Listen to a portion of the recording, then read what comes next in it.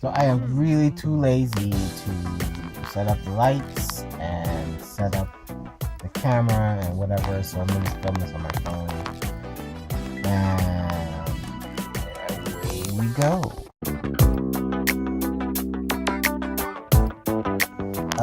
This is the official book review, my official book review of The Kingdom of Gods.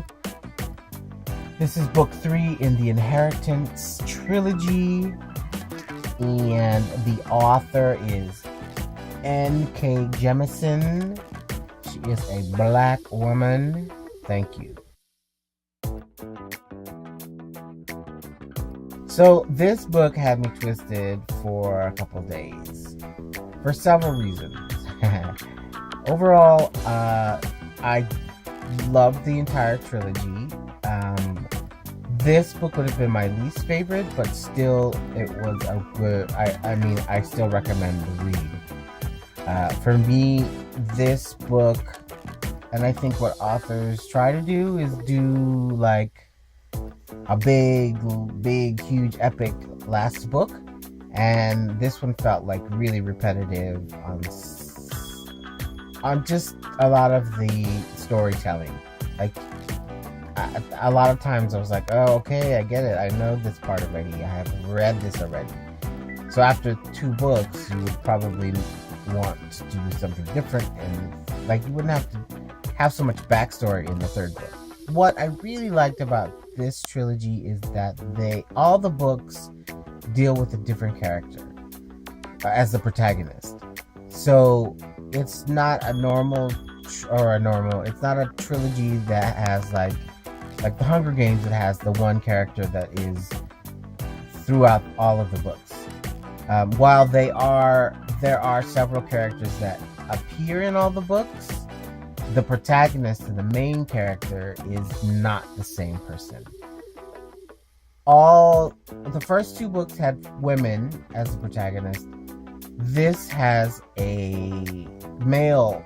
He is one of the godlings, so he's a male, and he is the god of children or childishness, mischief, trickster. He's the trickster. So he does all of those. He takes his human form as a child, and what happens to him in this particular book is that he begins to age after making a pact with the 2 human mortal children that he meets, and therein lies the story. His name is, I don't know how to pronounce it. It's Sieh. Sieh is what I would have said, but who knows. And what else? So this book, again, the author in all of the books, their sexuality is really fluid. They sleep with men, women, relatives. So I really appreciated that about the characters. They're not labeled as queer or gay, or there's none of those labels. It is just that sexuality is sexuality, and in this book it's no different. And one of the really big selling points, or one of the big things, one of my favorite things about this, is that Sieh has a relationship with a man, and falls in love. And that was so... It was really great to read that from a fantasy novel. In the same breath, I did feel a little cheated in that there wasn't a lot, like they didn't actually get together until towards the end of the book, and there wasn't a lot of time detailing their relationship because of his aging. There's a lot of stuff we just did a lot of time jumps, and so that was sad because I of course wanted to see more of the male relationship in the book. So that was one of the things that sort of got me twisted, but the fact that there was actually a relationship between them, that was amazing. And it was a really loving and caring relationship, and I really, really appreciated that. The author really does a good job of highlighting race, but not highlighting race. I don't know if I can explain that. She has constructed so many different worlds in this book. It's completely different from everything else, and all of the races, if you will, or the countries, and everybody's different. Like, there's not. It's all new. It's all created with this book, and that's fascinating. In this book, the female character, she is clearly white, blonde hair, blue eyes, so what we would consider white. But in the book, she is Arameri is the race that they are, and they are the ruling class. And so that's interesting because the white people are ruling in this book as well. I don't know if that was like a commentary on the author's part or whatever. It was interesting. But there are clearly black people described in these books. Not and so by inventing new races, it sort of, it feels like a subtle commentary on race as we know it in the United States, and prejudice and racism and power structure, power dynamics, white supremacy. So it's really kind of, but it's really masked in such a way, not masked, because I don't want to intend that the author did that, was trying to hide anything, but I feel like it's genius on the level that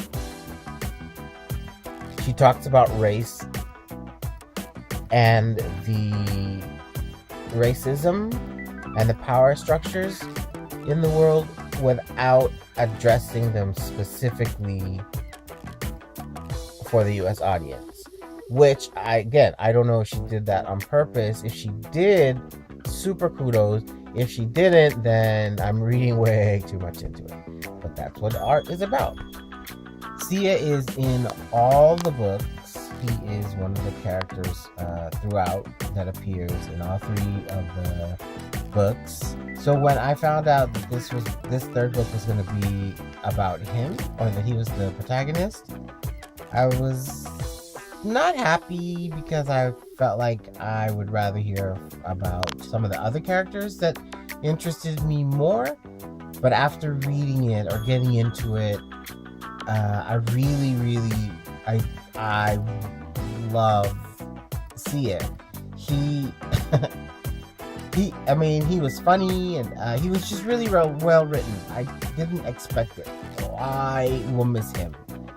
Actually, more than the other characters in the other two books, which is kind of cool, right? Unexpected. When there was a love scene between Sia and his lover, okay, I felt cheated. I felt like it was too short. It wasn't not explicit, but it wasn't detailed in the sense of what they felt for each other. It was sort of quick. It just felt really fast. Whereas in the other scenes, or the other books, or the other stories where there was sex involved, it wasn't graphic by any means, but it was much more detailed in terms of what was being experienced by both people. But with this, I felt like it was too short. But then I also thought, well, what would a woman know about two men having sex? Like, how would she know? Or how would, not that it would be that different, I would assume, but how would she know? How would she know what it was, what the dynamics were? Because there are obviously some differences between how men and women have sex, and what goes on for them in that regard. power dynamics and whatever expressions. So I don't know. I just felt like she could have done more, or could have described more, because I got a lot of the sense of what they were feeling in the other books when there were sexual situations. I really enjoyed the book, and I do recommend it. So read the books, The 100,000 Kingdoms, The Broken Kingdoms, and The Kingdom of Gods, and be amazed. This is me signing out.